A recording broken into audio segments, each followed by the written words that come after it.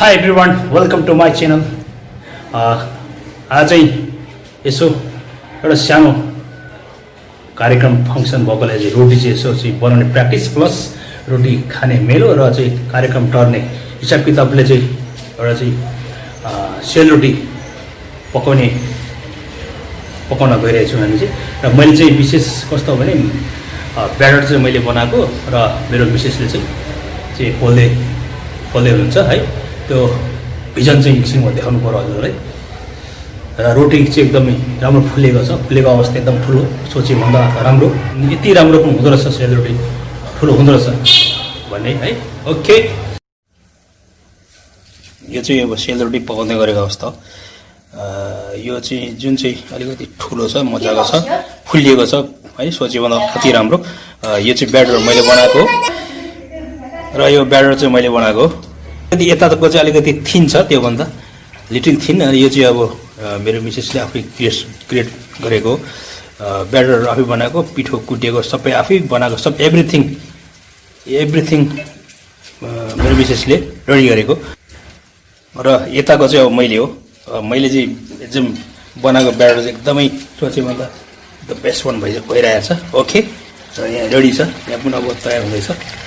र हजुरहरूले पनि यसरी चाहिँ घरमा यसरी सोचेभन्दा राम्रो अथवा कमर्सियल हिसाब किताबले जसरी रोटी पोल्छ त्यही तरिकाले यसरी चाहिँ तपाईँले पनि रोटी पोल्न सक्नुहुन्छ, ठुलो बनाउन सक्नुहुनेछ।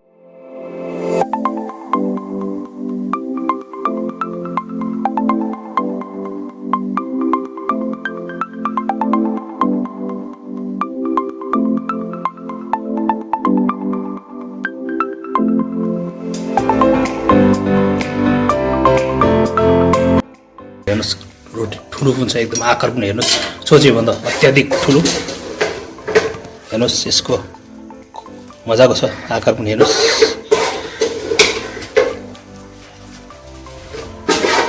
भित्र पनि मजाले पाकेको छ र यो रातो पनि बनाएको छ, किनभने ठुलो छ रोटी होइन, अब नपाक्नु सक्छ। त्यसले गर्दाखेरि भर्सेकै रातो यसरी अलिकति खरिएकै राम्रो हुन्छ सेतोभन्दा, किनभने डाइरिया हुनसक्छ।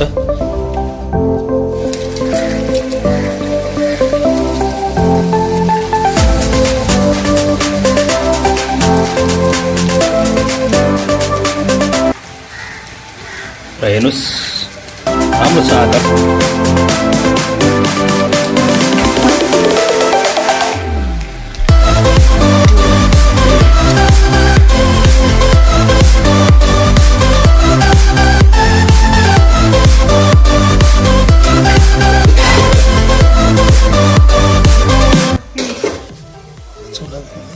र यसको चाहिँ हेर्नुहोस् काँडादार पनि छ, अलिक काँडा पनि छ यसमा। त्यो जति काँडा यसरी आएको राम्रो हुन्छ रोटी चाहिँ होइन।